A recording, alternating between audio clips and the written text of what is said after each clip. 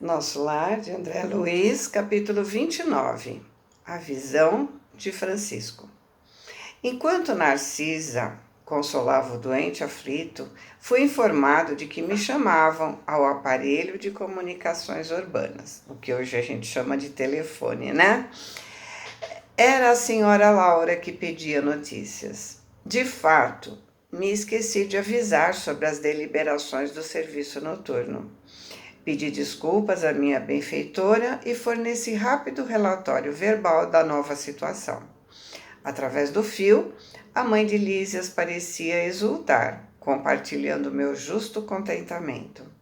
Ao terminar nossa ligeira conversa, ela disse bondosa: Muito bem, meu filho, apaixone-se pelo seu trabalho e embriague-se de serviço útil. Somente assim atenderemos às nossas edificações eternas. Porém, lembre-se que esta casa também lhe pertence. Aquelas palavras me encheram de nobres estímulos. Regressando ao contato direto com os enfermeiros, notei Narcisa lutar heroicamente por acalmar um rapaz que revelava singulares distúrbios. Procurei ajudá-la. O pobrezinho, de olhos perdidos no espaço, gritava espantado: Acuda-me, pelo amor de Deus, tenho medo, medo! E o olhar perdido dos que experimentam profundas sensações de pavor acentuava: Irmã Narcisa, lá vem ele, o monstro, sinto os vermes novamente. Ele, livra-me dele, irmã. Não quero, não quero. Calma, Francisco, pedia a companheira dos infortunados. Você vai se libertar, ganhar muita serenidade e alegria, mas depende do seu esforço. Faça de conta que sua mente é uma esponja embebida em vinagre. É necessário expelir a substância azeda.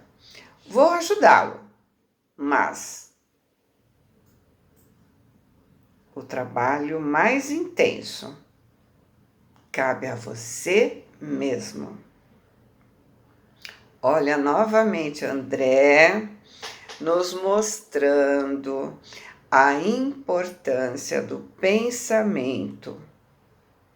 O pensamento desse rapaz estava envenenado. Ela poderia ajudar, mas cabia a ele modificar esses pensamentos. E é assim com a gente, né? Os nossos mentores, nossos guardiães, nossos amigos podem nos ajudar, mas depende de nós.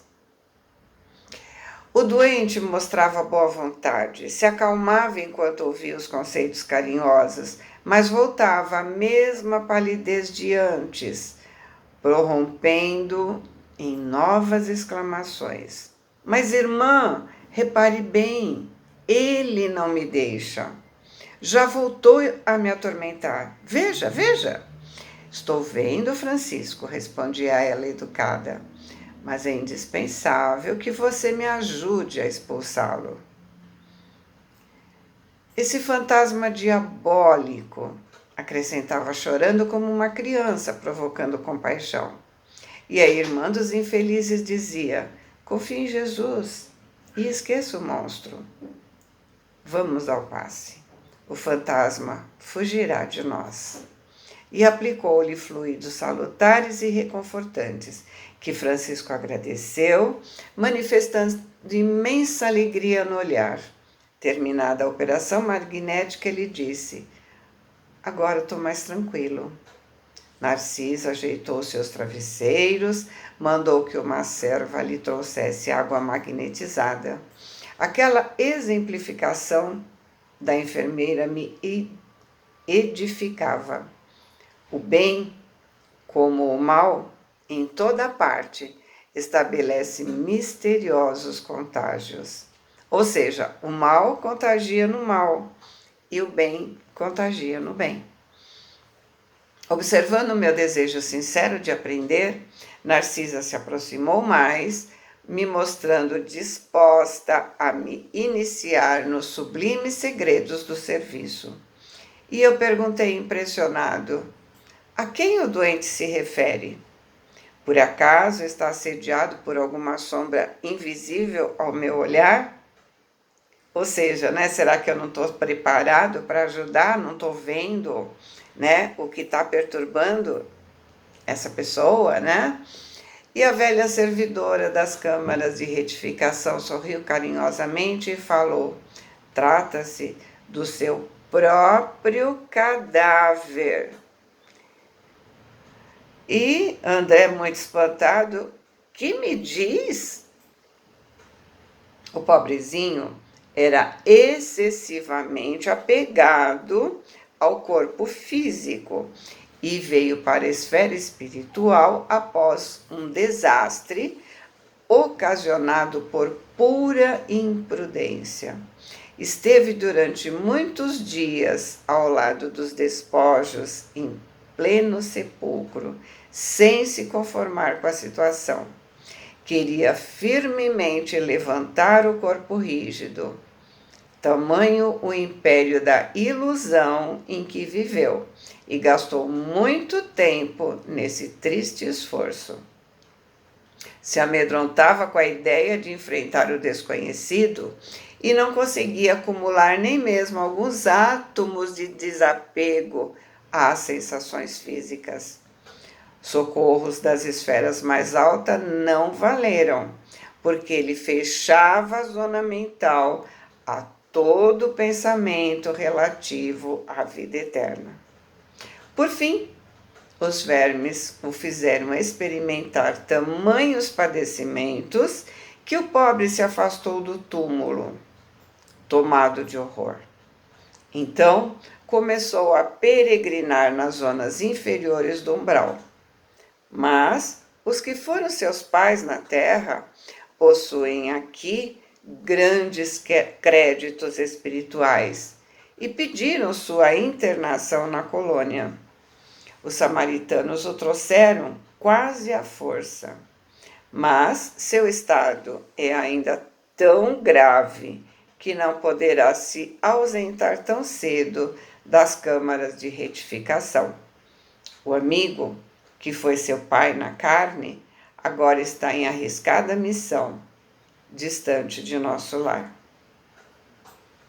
E aí André perguntou: e vem visitar o doente? Já veio 2 vezes e experimentei grande comoção, observando seu sofrimento discreto. Tamanha é a perturbação do rapaz que não reconheceu o pai generoso e dedicado. Gritava aflito, mostrando a demência dolorosa. O pai, que veio em companhia do ministro Pádua, ministro da comunicação, pareceu muito superior à condição humana, enquanto se encontrava com um nobre amigo que obteve hospitalidade para o filho infeliz. Se demoraram bastante, comentando a situação espiritual dos recém-chegados nos círculos carnais. Mas, quando o ministro Pádua se retirou, levado por circunstâncias de serviço, o pai do rapaz me pediu que perdoasse seu gesto humano e se ajoelhou diante do enfermo. Tomou suas mãos, ansioso, como se estivesse transmitindo vigorosos fluidos vitais, e beijou sua face, chorando copiosamente. Não pude conter as lágrimas e me retirei, deixando-os a sós. Não sei o que se passou em seguida entre ambos, mas notei que Francisco, desde esse dia, melhorou bastante. A demência total se reduziu a crises que são agora cada vez mais espaçadas. E André exclamou, sob forte impressão: como tudo isso me comove!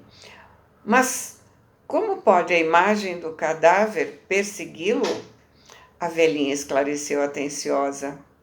A visão de Francisco é o pesadelo de muitos espíritos depois da morte carnal.